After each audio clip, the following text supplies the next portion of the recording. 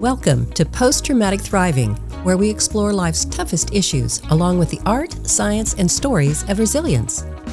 Please be advised that our guests share their raw stories of addiction, abuse, crime, and tragedy, along with tips to survive and thrive. And now, here is our host, Dr. Randall Bell.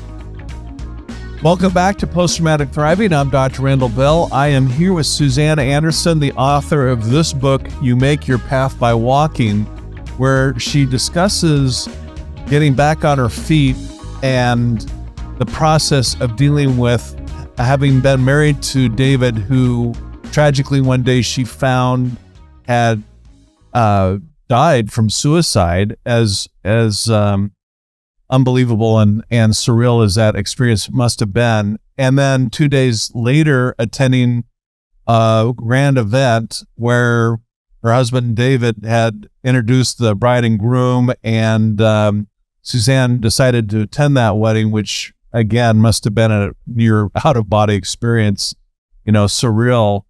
And so welcome back, Susan. We're glad you're here. Thank you. I'm enjoying this conversation with you, appreciating it.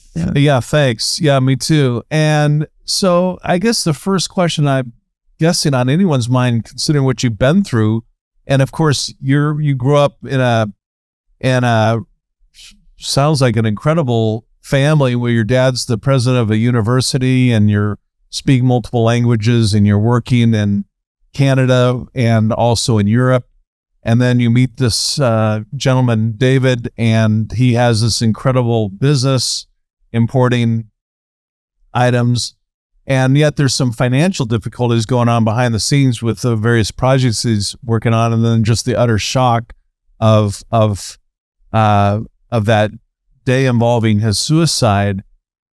What is going on in your mind the day after the wedding where you can really kind of face this new reality? What was that like? The best you can describe it. Well, one of the metaphors I've used for this is like an iceberg just cleaving away. You're left standing on the edge of this abyss. That's like the land you had in front of you is gone, and there's just nothing there. So this enormous kind of taking in where I really was. Mm-hmm. I think that early on, a profound thing happened that I write about in the book, which is one of my friends and a writer himself, Michael Mead, who's written a number of books in speaking about these times and fate and destiny and all of this. But I had just seen him recently at an event and he told me about working with the high school around a suicide that had happened. And so maybe the day after, 2 days after, no, I think it was the next day after David died, I asked him to come over, and he came over. And I was able to talk with him, and I was hoping he'd have some insight about how could somebody do this? I mean, help me understand what this is. And he did something really important for me. There's a myth, and I don't know if you know the Greek myth of Persephone and Demeter. Are you aware of that myth? I've heard of it, but you're way beyond me. Right. Okay. Well, the Greek myth, this particular myth, is that Persephone is the innocent maiden. She's collecting flowers. Hades, the god of the underworld, sees her, falls in love with her, and wants her for his bride, and ends up at some point, the earth opens up and he rides on his chariot and grabs her and takes her into the underworld. And then she has this time in the underworld where she resists all of this, and eventually Zeus, who's the god, the over god, so to speak, says that she must be released, and he sends Hermes to bring her back to her mother, Demeter. And just before she leaves, she's offered these pomegranate seeds. You maybe remember that part. possibly. Anyway, she eats these pomegranate seeds in the underworld. And because she does that, when she returns to the upper world, she is told that she must spend 6 months in the underworld and 6 months in the upper world now, going forward. Well, ultimately, she falls in love with Hades. She's queen of the underworld and queen of the upper world. Okay, so that's the really, short version of the myth. But I've been using this myth for years in my programs, the work that I do with women in leadership. Be sort of and I do a ritual with them where I take them, into the underworld, so to speak, or into their embodied experience, into their feelings, all of that. And this is all to set the stage for what happens here, because Michael, who's also a mythologist, knew that we had talked many times about this myth. And he said to me, Suzanne, this is the biggest Hades grab you will ever have. And you are going to be taken down, and you are going to go very deep into the dark, and you will go deeper than you've ever gone before. But you know how to do this. You are Queen Persephone. And we will be in the upper world waiting for you, and you go and do what you need to do. And in that moment, I remember the feeling like, okay, this is my destiny. I have to accept this. I surrendered to this. And I remember that feeling of just saying, I will go on this journey. And although I do not know how it will unfold, or even if I will get through it, I really had lost all sense of that certainty. But I was absolutely certain that I would go in what I call this way of the mysterious woman. That was the first book. I would go in that way of being that, is the way of being I'd been teaching and working with and for 10 years. Yeah, Greek mythology is lots of gods, lots of planets, lots of goddesses. It's interesting you kind of landed on that metaphor to work through certainly a very low point in your life. Well, the thing about a good myth are the myths that endure through time. In other words, there's like the bones of a good myth is pointing somewhere, and the mythic is also a great way for the conscious and the unconscious to communicate, because there are symbols involved. And so I think that particular myth, there are other descent myths, but it was a very powerful one for me. Yeah, for sure. So it sounds like that metaphor was right on the money in terms of you descending into some dark places. What was that like for you? Well, the biggest piece of that, I think, would be to say, as much as I could, to not resist what was, right? Because there is this natural wanting to climb out of the dark. Like, this can't be real. This can't be happening. This can't be happening to me. This isn't possible. And really, it felt like that, like my ego identity, and I helped other people going through difficult things.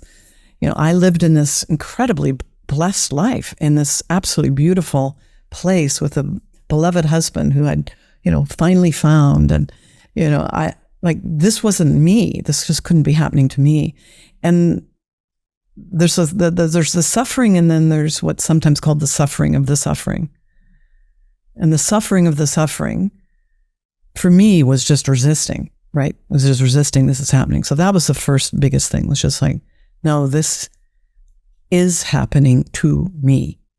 And I do need everything that I need to call on everything that I've built in myself up until now. Yeah. I mean, correct me if you think I'm wrong, but the way you described it sounds kind of like the denial stage a little bit. Is that?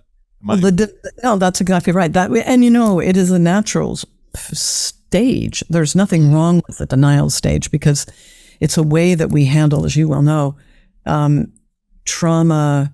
Our nervous system just can't take it all in. So exactly. Denial is helpful.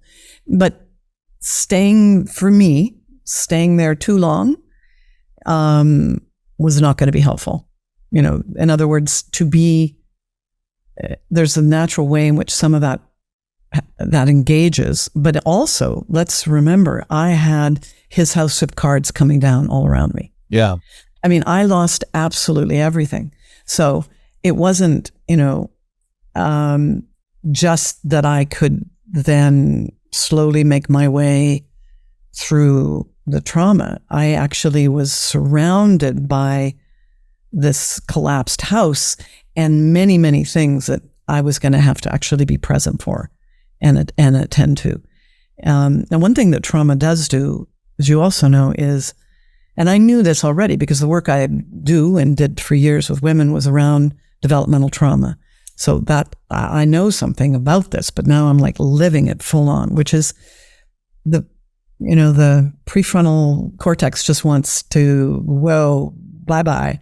Can't really take in all these details and organize stuff. And I actually had to do that. I had things that had to be attended to. Yeah.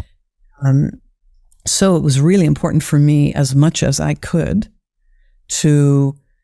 I brought others in, of course, to help. That was a big piece of it, and we can talk about that. But I really couldn't be in denial. That wasn't going to be very helpful for me for very long.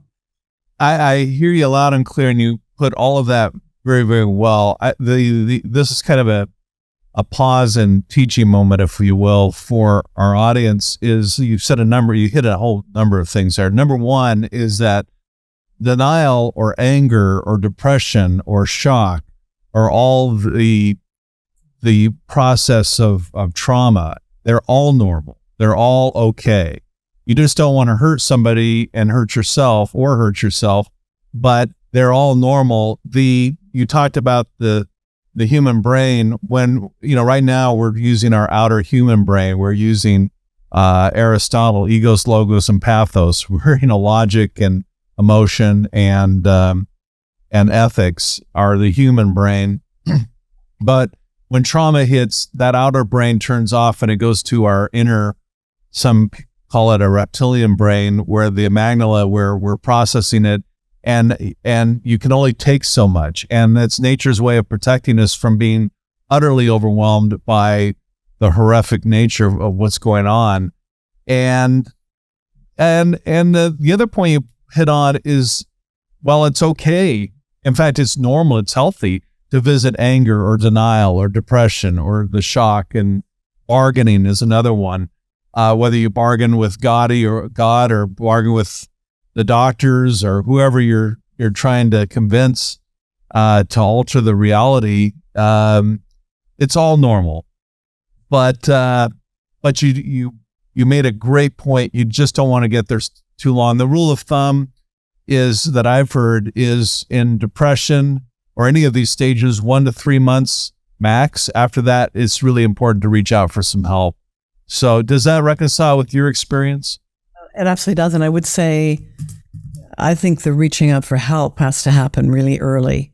Yeah. I mean, don't wait for that, because that was one of the main factors, I would say, that was vital for my own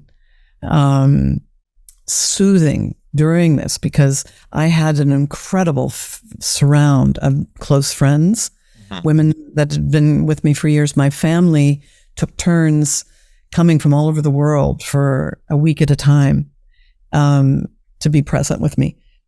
And I just opened my arms to all that could be coming around me, because especially in a suicide situation, the shame, as I mentioned before, can be so overwhelming, and there can be the tendency to isolate or to be alone with it. And you want to be, and I wanted to be, and I knew this just in terms of the neuroscience of it, I wanted to be where my limbic system could relax, like that there was a love field. We're like tuning forks. So we're going to attune to whatever's there. And if you've just got trauma around you, or you've just got your own trauma around you, or everyone else's anger, then that's very hard. Yeah. And one of the things I did, I think I might just share early on, was it was probably 2 weeks out from the event. I had Michael Mead, again, who does these beautiful rituals. I asked him if he would help me hold an event at my house. And this was just inviting all of the closest in of the family and friends and so on.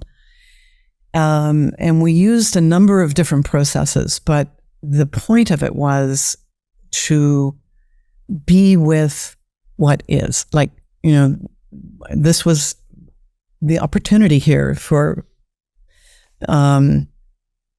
being authentic with what we were actually all feeling. So that this is part of, I would say, getting a more resonant field around a trauma. And not everybody would want to do ritual like this, I guess, but we began the event with, and I do tell this story in the book, with one of my dear friends who'd been with me when we found David, who was also a shamanic practitioner. We were in front of the fireplace, and she was rattling. Have you ever heard those rattles moving in a shamanic ceremony? I mean, it's just incredible. And there were probably 30 people present. And when it got to a certain high pitch of energy, I had a bowl, this antique bowl from China. David collected these amazing specimens, and this one had a little chip out of it. When it got to a certain peak, I just took the ball and I smashed it on the hearth. Yeah. And I can just feel it as I tell you the story now. It's like the whole, in a way, it was saying in metaphor, there are no pieces of this that are going to go back together again. This is something profound has been shattered. There will be hopefully a reemergence, ultimately a thriving, as you talk about. But for now, it's the shattering, and you be with that. And then people had a chance to come forward and be with whatever emotion they had. And for some, it was just raw anger.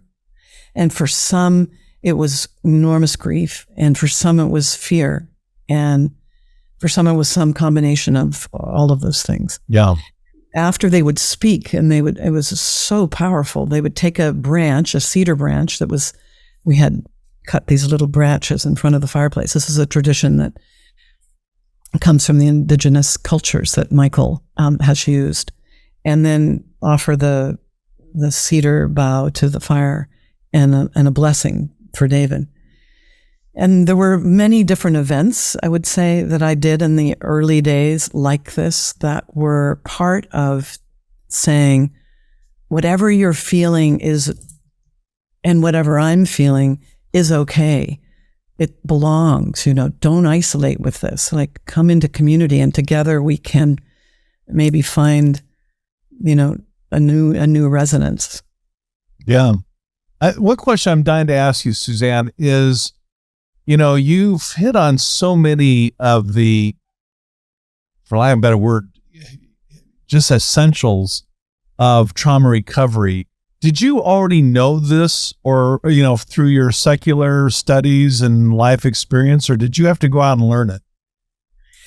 Well, that's what I had learned and was teaching in the work I do. The work I do and had done with women was around the trauma, what I call and is called developmental trauma. So not necessarily what sometimes people call the capital T trauma. I don't actually necessarily make those distinctions. I think we want to say anything that overwhelms a nervous system is a trauma. And so that is the work I've been doing already. So I understood some of this intellectually. Let's just say I had never been through this kind of trauma personally. Well, I love that definition of trauma, because I hadn't thought of it that way, but it's the nail on the head. So it sounds like through your coaching and your leadership training that you had done internationally, you had a lot of the kind of a working knowledge of these things, but now you had to put it into practice yourself with what some might call it a capital T trauma. But you're right, whether it's a capital T or a little t, like you say, anything that overwhelms the brain's amygdala and sets you into the fight, flight, freeze, cortisol response, that's trauma, any way you slice it or dice it. That's right. And so, even for example, like where this started to become apparent to me was in the work I was doing with women. Let's say, for example, a woman goes to, the same pattern starts to happen where she goes into a meeting with other powerful men. And every time a powerful man challenges her ideas, she collapses. So what is that? What's actually happening there? And that, and usually we can trace it back to something earlier in the childhood. But that part of her that just shuts down ends up, of course, having huge ramifications in how she is in her life. And the very first thing is to notice she's doing it, to notice that, oh, that's what I'm doing, to have enough of her prefrontal lobe engaged, to be able to witness it. And then the work of self-soothing to be able to settle. Because immediately, as you know, once that amygdala gets hijacks the brain, you're on that train to that station you don't want to go to, and you can't get off until you get there. Yeah. So got to do some soothing in between there. Yeah. But I think that you were fortunate insofar as you did have a lot of working knowledge, because the whole point of this podcast is that trauma it hits us all at some point or another. And there's no rule that says you only get one. You can get layers of trauma. But the whole point is that the skill set for trauma recovery, while they're so essential, are not taught in the school. And so in a roundabout way, you learn an awful lot of the complexities of trauma, which, correct me if I'm wrong, but it was of practical assistance to you now that you were dealing with your own. Is that fair? That's absolutely fair. But what was interesting was I can't say that it's more, this is why I think it's important you're doing the podcast you're doing, and we're talking about this now, because in the moment, I didn't have my textbooks out, My first book goes into a lot of, I'd written the manuscript, but it hadn't been published yet. But it wasn't like I was living from some academic thing. It was like something was installed in me, or it wasn't, Yeah. And I'm very grateful for what was both already present and the ground that I could count on, but also, and this is You Make Your Path by Walking, the title of the book, but also what I grew through going through this, like the resilience that I did not have before that I would say I have now. Yeah. Well, let's talk about the title. You Make Your Path by Walking. I'm sure you're asked, and will be asked when your book is actually released. Where did the title come from, and what is the meaning and depth behind the title? Yeah. Well, the title is from a poem by Antonio Machado. He was a 20th century Spanish poet, actually. Beautiful poetry. I am a lover of poetry. I have been for decades. And this particular poem I already knew and loved. And it's that line, you make your path by walking, actually hit the actual line. Let's see. Traveler, there is, let me just read you this, okay? It's sure, like please. Short stanzas from a little longer poem, but I do have the part of this in the book. Traveler, your footprints are the only road, nothing else. Traveler, there is no road. You make your own path as you walk.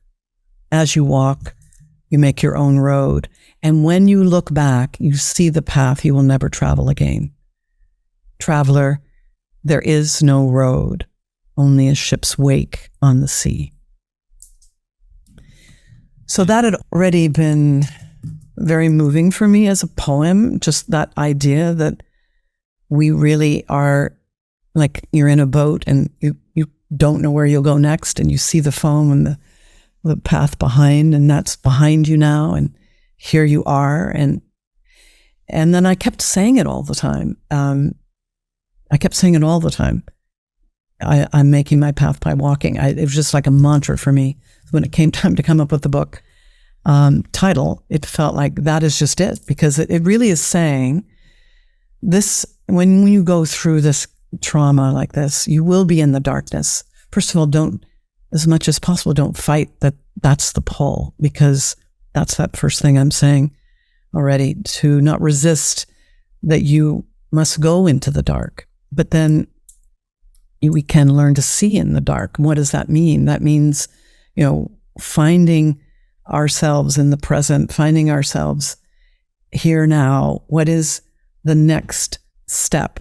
And then the next one after that, and the next one, because the idea that somebody must know. I know in the beginning for myself, I kept thinking somebody must have been through this before, like this, like what I'm going through. And it had a certain texture to it. It was like, I'm a teacher. I'm a transformational teacher. I'm a spiritual teacher. My husband was very spiritual. I lost everything, not just him, but all my financial security, I left my community. I mean, I lost everything. I looked and looked and looked for books, anybody who would, and I can never find anything. Now, I'm not saying they weren't out there. I just couldn't find them.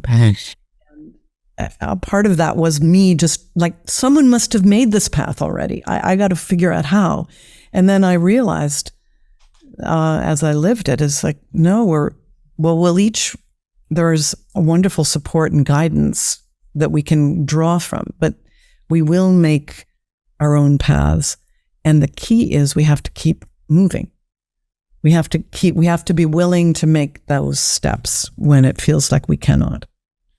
Well, your point's well taken. Movement is essential, and sometimes it feels like it's 2 steps forward and 3 steps back.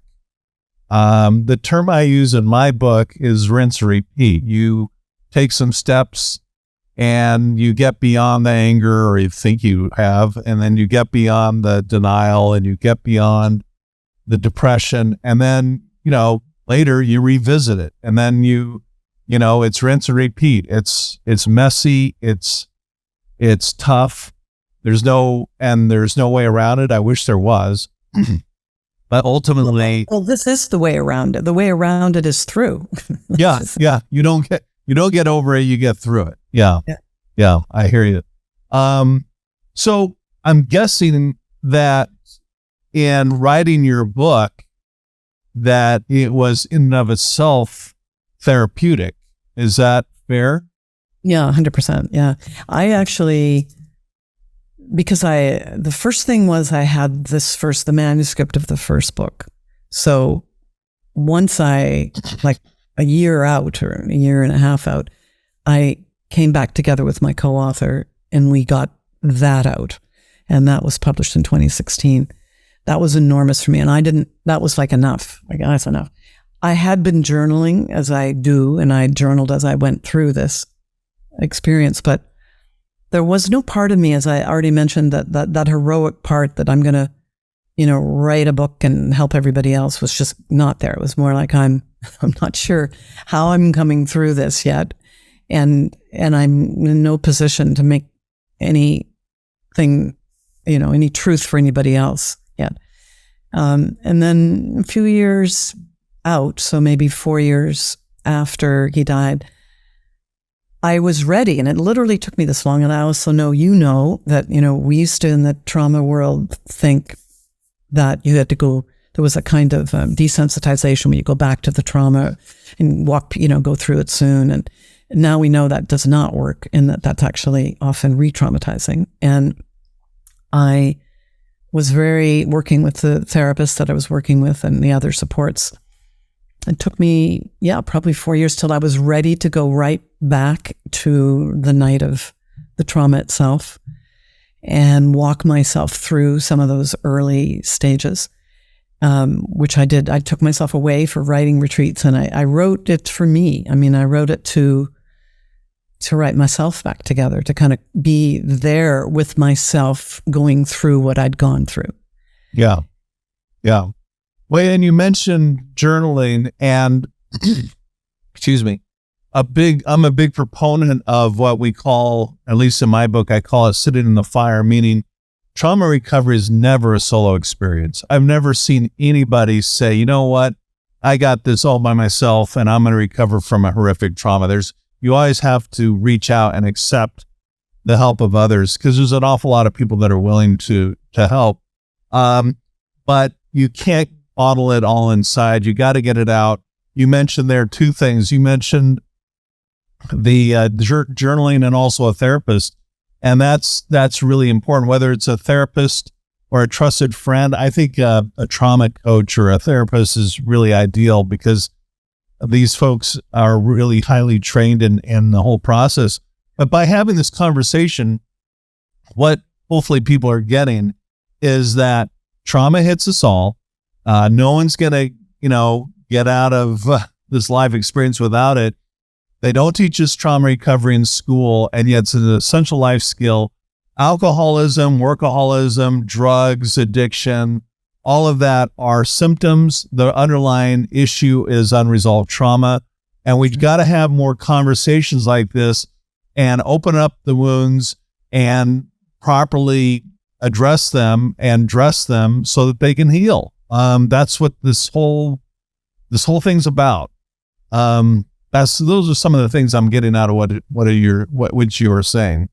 Yeah, mostly summarized, actually, Randall. And I mean, I think this is why you do what you do, why I do what I do, because this is the issue of our time. I mean, not that it wasn't a before, but I'll just say we're still coming out of the COVID trauma. And that is a huge trauma that we have collectively, globally gone through. And there's no way that we get through into what I think we're in the sort of the churning waters of an evolutionary potential up-leveling. Yeah. Always, there's a kind of trauma in that change process. And so really helping individuals and collectives actually work through trauma right now is super important. Yeah, absolutely. And the beauty of it is that by having these conversations, by writing the books, by reading the books, by having open discussions, it's kind of a win-win. It's therapeutic. At least for me, it was therapeutic writing my book, dealing with my thing. You just shared that it was therapeutic and helpful for you, and it's also helpful to those who are on the other end of things. And it's just it's a really wonderful kind of win-win. So many people want to, be brave and tough and macho and all these kinds of things. And that's part of the problem. That process simply doesn't work. It never really has, never really will. And the science is getting so good that by having these conversations, it helps people get back on their feet. So I'm curious to ask you, one of the chapters of my book is experimentation, where you kind of try out different things to get back on your feet. What other things helped you in your whole journey? Yeah, well, I'm going to come back first of all just to the importance of community. Mm-hmm. So a loving connection, and that I would just say to your listeners is really key. However you find that, it could be a few trusted friends, it could be maybe your family, whoever is around you. Like the loving community is super important, and that was a stabilizing factor for me as things unfolded. I was also very paced myself because I had, as I mentioned, this requirement to just do a lot of stuff. I had to close his business, meet with creditors, people that he owed money to, deal with banks, try to sell the property. I mean, there were a million things I had to do. But I already had a set of very strong personal practices. And this is probably the key thing I would say for anybody, if you don't have them, to get that, which means how I started my day every day was a given. And the very first thing I would do each day was, and it started the second day after he died, I'd wake up, you come up out of the unconscious, and it's like, this can't be my life. As I already said, this cannot be my life. Not possible. But it is my life. Okay, then that's just, darkness comes around. And I would just force myself to sit up on the side of the bed, put my feet on the ground, and say, okay, I am grateful to be in this body, to be in this life. May everything I do today be a blessing. May this life be a blessing. David couldn't be there. I could be here. Here I am. I'm in my body. I accept this. Now, a lot of the time I didn't feel that. I didn't feel like it was a blessing, but it was a ritual I did. And that got me moving. That got me, getting upright from being horizontal. Mm. And then I had an exercise practice. So I always moved my body because so much of what's going on is going on in the body. And I was didn't feel like going for a run. I went for a run. I didn't feel like it. I went for a walk, but I always made sure my energy moved. And then I had a long-term meditation practice, and I would do my meditation. And so those kinds of practices where I kind of called myself to myself every day were a really important piece. And then, sorry, go ahead. Well, I was just going to say that you're just nailing it in terms of what the science says. The grounding practices, deep breathing, it goes by a lot of names, meditation, that the science from Salazar or out of Harvard is so, right, nails it in terms of these are very simple things. People sometimes dismiss it because it is so simple, but that's a mistake. It's very, very powerful. And also exercise, we wake up some mornings and just say, I don't want to do that. And doesn't matter.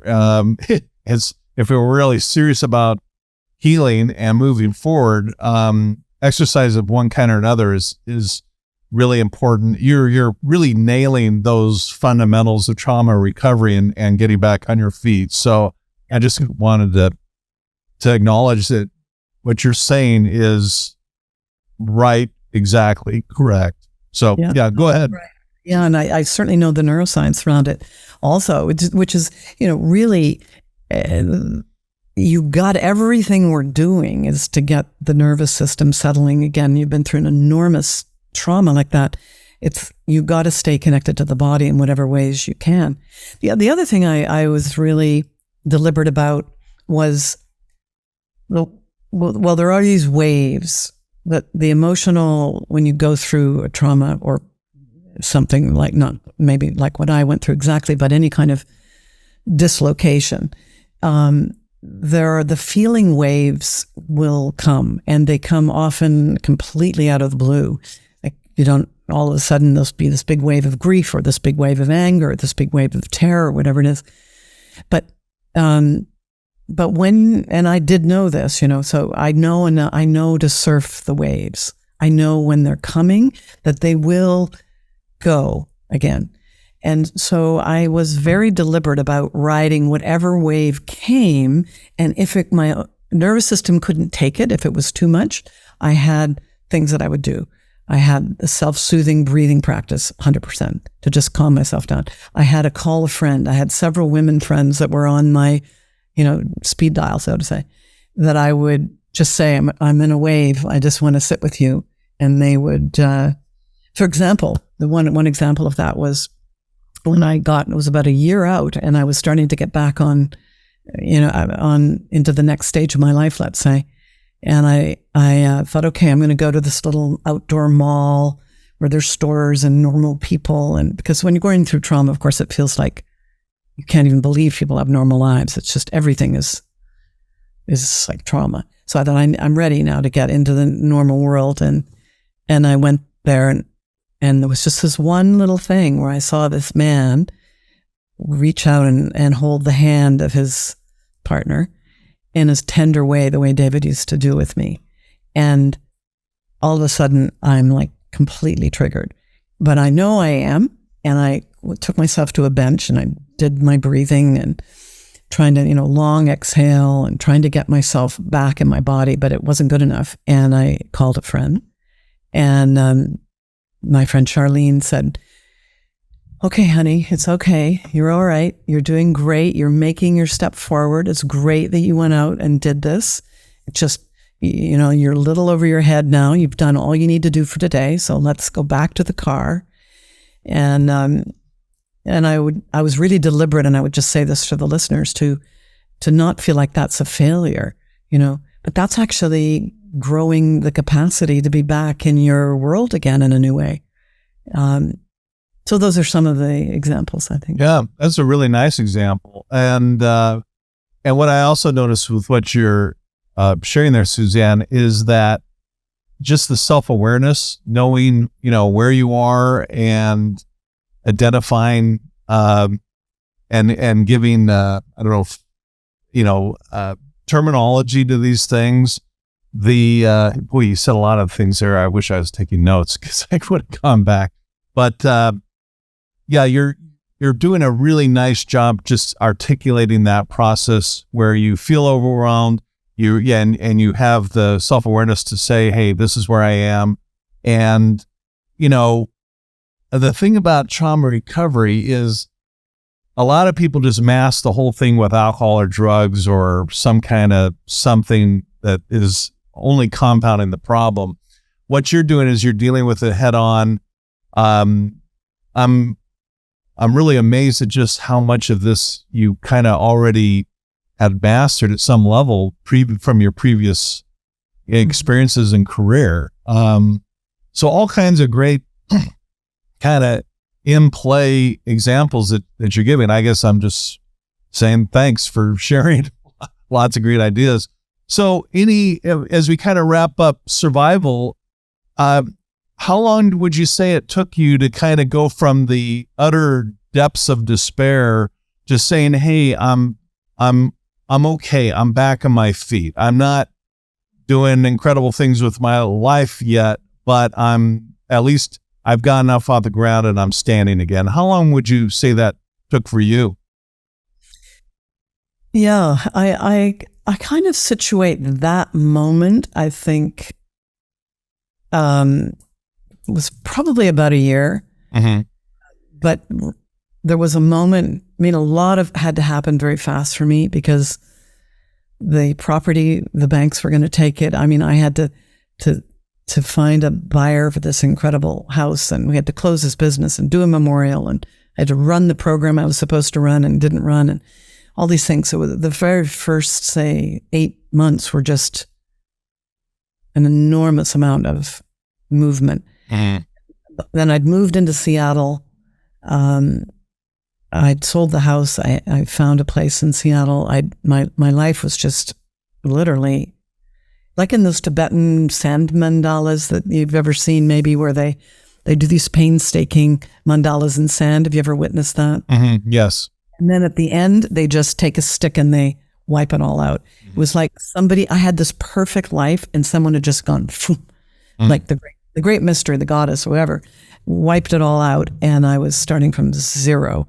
And when I finally got through that, I went on a trip to Italy with my brother and his wife on a bike trip. And I remember that moment of the plane taking off, feeling like and I did it specifically to be in the body of me, the biker. I used to lead when I had my phase in Italy. I taught, or didn't teach, I led bike trips in Italy. And I wanted to be with that part of me, the part of me that was in Italy and where this hadn't happened to, so to speak.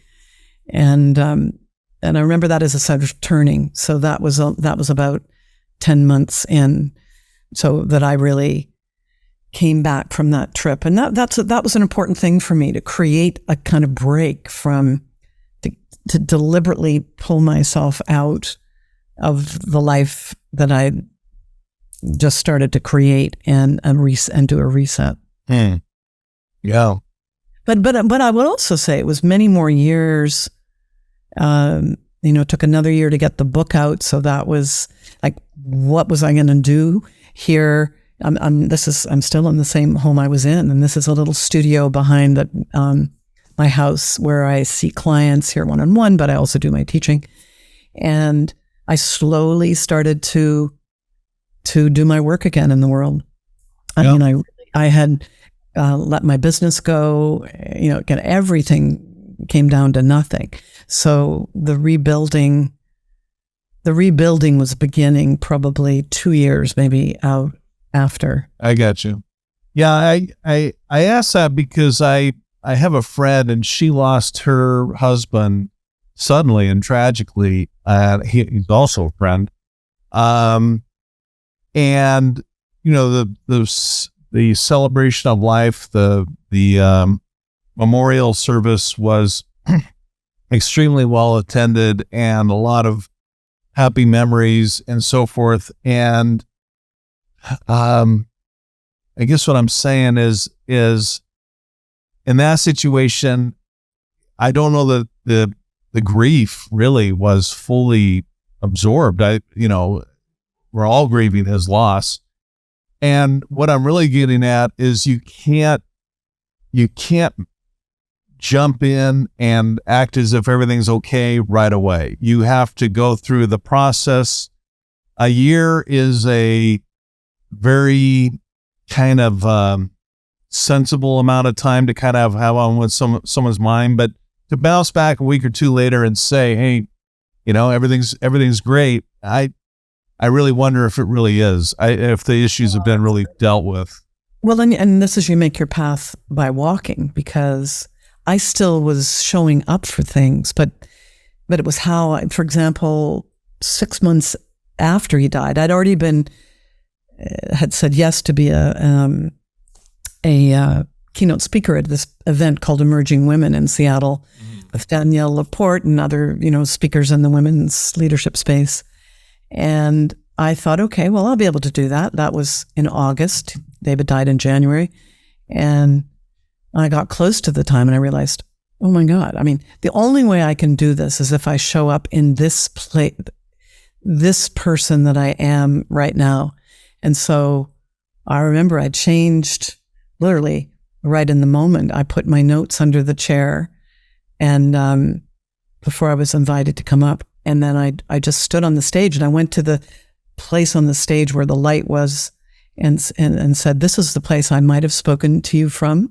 I know a lot about leadership and women. And then I went over to the other side of the stage where there was no light, right on the edge. And I said, this is the place I'm going to speak from today. And this is the raw beginning. This is the place I can talk from now when everything that I loved most has been taken away. But I say this to say, there are things like that to me was making my path by walking. I chose to do it, but I didn't chose to override where I actually was. Yeah. Yeah. And in looking at your book on page 19, you say this, and some of these sentences are just like they stop you in your tracks. It's not like a book you can speed read, at least in my mind.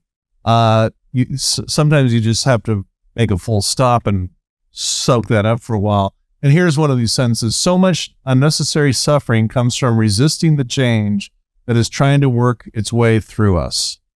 I thought that was beautiful. What do you want to expound on that a little bit? Yeah, well, that is really speaking to being with what is. This has obviously happened. I can either try to get back to where I was, or I could imagine that and create the conditions for this time to take me somewhere I've never been, or even couldn't imagine. In other words, life has dealt me this card.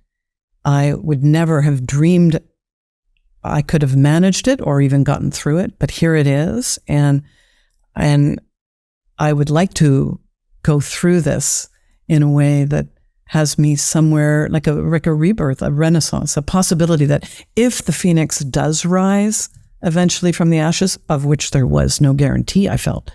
I don't know. It could be, in a cardboard box under the bridge. I just didn't know. But if it does rise, that will be because I've created the space for that change. Yeah. And in talking to you, you've brought up what I call the dynamic duo. One we've talked about, and that's sitting in the fire, having these conversations. You mentioned the word community is obviously very important. I want to come back to that one. And then also the mindfulness, the deep breathing, whether you call it meditation or grounding, the semantics don't matter, but just understanding that to complete the trauma cycle, you've got to just, deep breathing there's so much science to just how healing that is and grounding. But to kind of wrap up this particular episode, I have a question for you. What advice, it sounds like you have, a wonderful family, siblings, and friends, a community that were very supportive. But what would you say to somebody that is going through a trauma, that don't have the advantage of the community that you have enjoyed and that I've enjoyed? Right. Well, first of all, then maybe it is to look a little harder or look a little closer at who is around you, because sometimes it surprised me, the people that did also show up for me, that I wouldn't necessarily have said I wouldn't have suggested they would have been the ones that would have, but they were there. I had to be open to that. So that's the first thing I would say, is being open to the possibility that that person at work who really did reach out and wants to know how you're doing, or your neighbor who really did leave you a casserole and really does care about you, that there may be more people around you than you think, just in terms of those sort of supports. But then 100%, I think people should, if they can, get professional coaching and or therapy and or holding in some way. I mean, I would never have gotten through this, I'm sure of it, without the key supports I had to work with me. Yeah. Therapeutically, I saw every Sunday, I would see somebody for a kind of cranial sacral treatment where I would just relax, and I saw someone regularly for massage. So these are all ways that if you don't naturally have a lot of people around you, you can get contact and support and know that you are not alone. Yeah. Yeah. And in fact, I wrote it down on my notes that I'm taking as we're talking. You mentioned the word movement, and it's implicit in your title, and that is, trauma hits. There are times where you got to take a break, but overall the trend needs to be that of movement. Otherwise, you can wallow in it.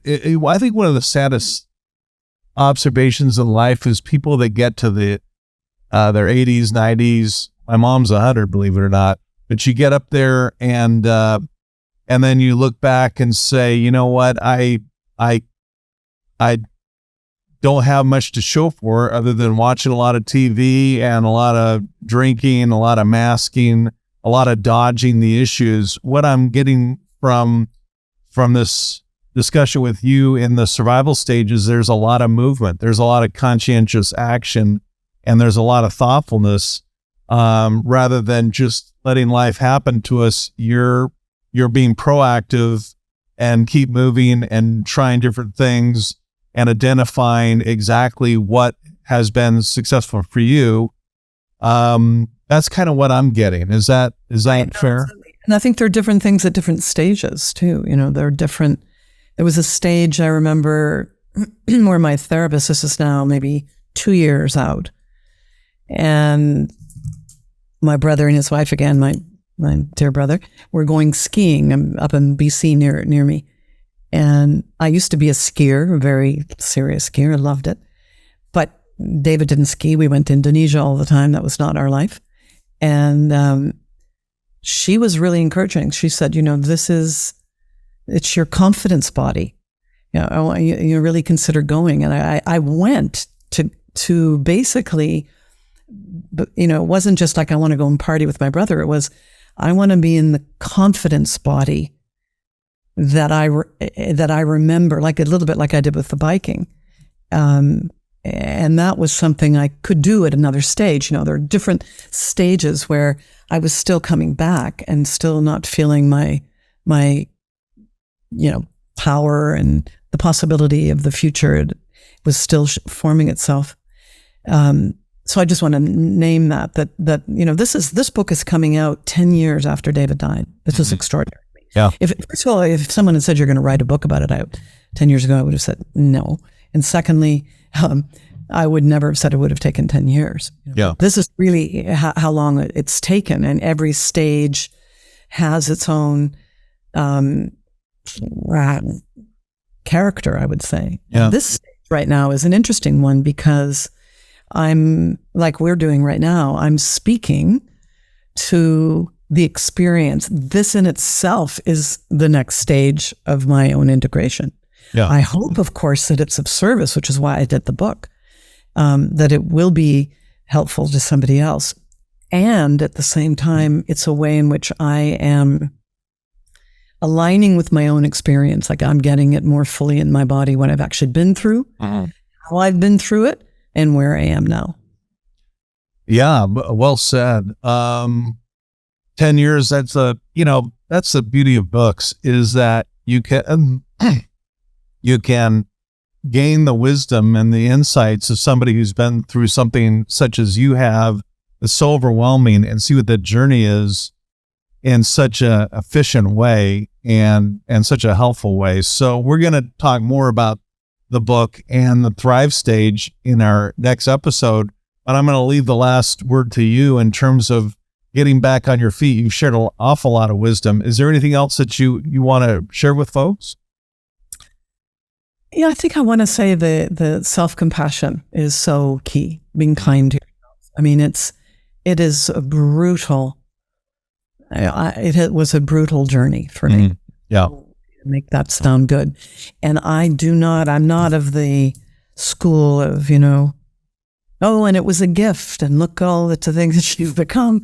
I do feel there are offerings, and that's how I talk about them, that have come from this. But I haven't reframed it like, oh, this was so good for me. No, this was really, really, really hard. Yeah. And I do feel I'm somewhere new now. I have become someone who I would like to have hoped I might have become with David, right? That would have been the best scenario. I do think I'm more authentic and more whole, and I've actually found more of me and of the world through this. But I know I had to be reminded of this a lot, and so I want to remind the listeners to just be compassionate with yourself. It's not easy. I'm so glad you said that, because we teach our kids, at least I'm sure you did. I did. Your parents, to be kind to others, but the point is be kind to ourselves as well. And self-care is essential, and realizing when you're overloaded, realizing when that you need to take a break or do this or do that. And just, you mentioned a whole number of activities, and I'm glad you brought that up, because that's a biggie. And there's more along the lines of self-care and the book itself we're going to get into in the next episode here on Post-Traumatic Thriving. Thanks for supporting our podcast. Be sure to like, share, and subscribe, and follow us on your favorite social media. For books, merchandise, or to donate, visit CoreIQ.com. Post-Traumatic Thriving is produced by CoreIQ, a nonprofit with a mission to teach the skills we all need but are not taught in school.